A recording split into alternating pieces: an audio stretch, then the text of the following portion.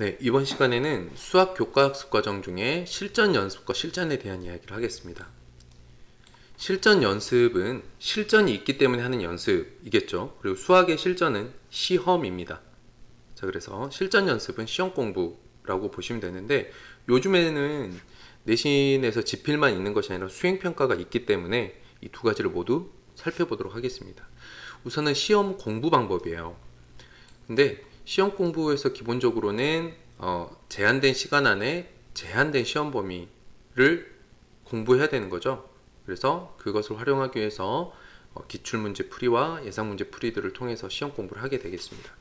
시험 공부에 대한 계획 작성은 나중에 제가 또 말씀을 드리기는 하긴 할 텐데, 일단은 이런 게 바로 시험을 준비하는 거죠. 왜냐면 평소에 하지 않던 것들, 즉 시간을 정해놓고 문제를 푼다 라는 거, 그 다음에 시험 범위가 정해진 거, 그러니까 단원별로 푸는 게 아니라 몇 개의 단원에 걸쳐서 시험을 보는 것, 그 다음에 이런 것들을 기출문제와 예상문제를 가지고 실전처럼 연습을 해야 되는 거죠.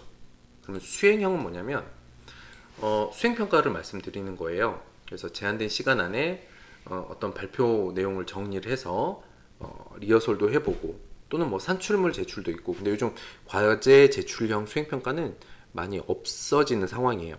그래서 이렇게 수행평가는 제한된 시간 안에 내가 발표 또는 제출해야 될 산출물들을 정리하고 발표를 해야 된다면 리허설 연습을 하는 거겠죠. 자, 실전은 시험입니다. 시험은 크게 내신, 지필, 수능이 있고요. 추가적으로 더 저학년 때, 특히 뭐 초등학교 때는 영재교육원, 영재기관에 관심이 있다면 영재성 판별검사 같은 것들을 시험의 종류로 볼 수도 있고요. 정말 수학을 깊이 있게 공부하는 친구들은 요즘 이제 뭐 도내 경시대회 이런 게 모두 거의 사라졌고, 학교에서도 수학 경진대회가 1년에 뭐 한 번 있을까 말까 정도로 많이 축소가 돼 있어요. 외부 경진대회 이런 것들이 있을 수 있습니다. 그러나 이 두 가지는 반드시 필수인 거죠.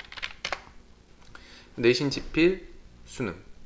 수행형은 당연히 수행평가인데, 이런 걸 생각을 해보면 돼요. 거꾸로 교실에서 내가 강의하는 거, 그 다음에 수학적 창의력이 가장 많이 발산될 때는 수학 문제를 내가 직접 새로 만들어 보는 거라고 생각을 합니다. 뭐 이런 것들도 어떤 수행형 중에 하나일 것 같고요.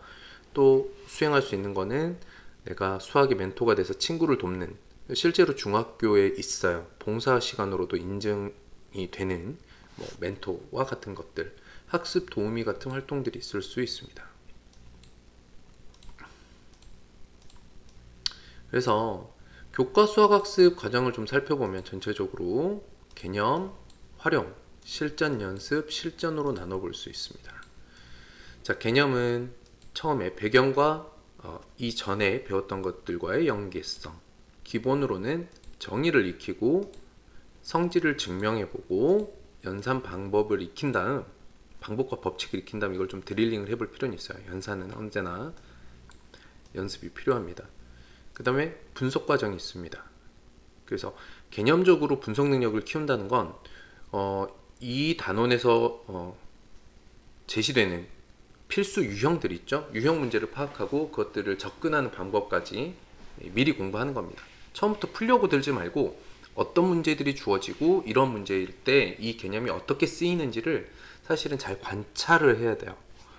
그 과정에서 추가로 나오는 성질들이 있다 그랬죠. 그것 또한 이 성질들과 함께 개념으로 정리를 하셔야 됩니다.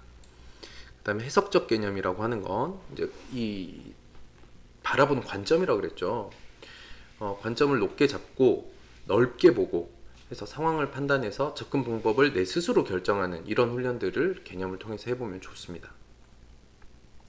그 다음 활용은 그냥 문제풀이입니다. 문제풀이인데 문제를 해석하는 과정과 문제를 푸는 과정으로 나뉘게 되고요.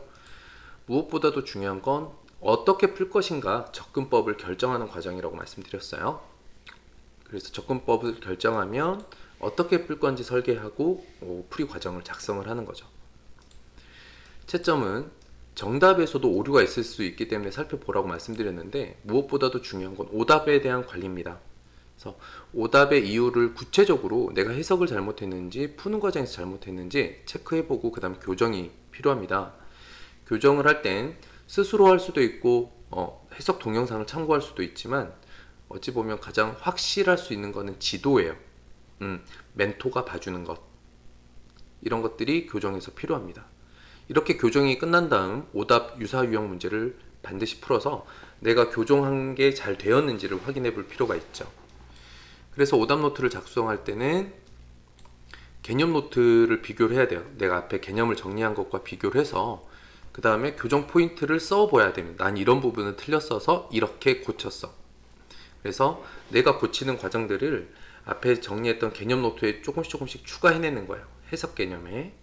그래서 오답 노트가 정답 풀이 과정을 쓰는 것이 아니라 오답의 이유를 확인하고 어떻게 교정해야 되는지 이 과정을 쓰는 것이 바로 오답 노트여야 한다는 거죠. 그 다음에 실전 연습, 시험에 대한 실전 연습, 수행평가에 대한 실전 연습, 이렇게 교과학습 과정은 나눠볼 수 있겠습니다. 이 교과학습 과정은요, 초중고 상관없이 저는 동일하다고 봐요. 좀 접어볼게요. 교과 수학학습 과정은 초, 중, 고 모두 다 개념을 익히는 과정, 그것을 활용하는 과정, 실전을 연습하는 과정들이 계속 반복이 되어서 다듬어 나가야 된다, 단련해야 된다 라고 저는 생각을 합니다. 오늘은 이번 과정은 여기까지.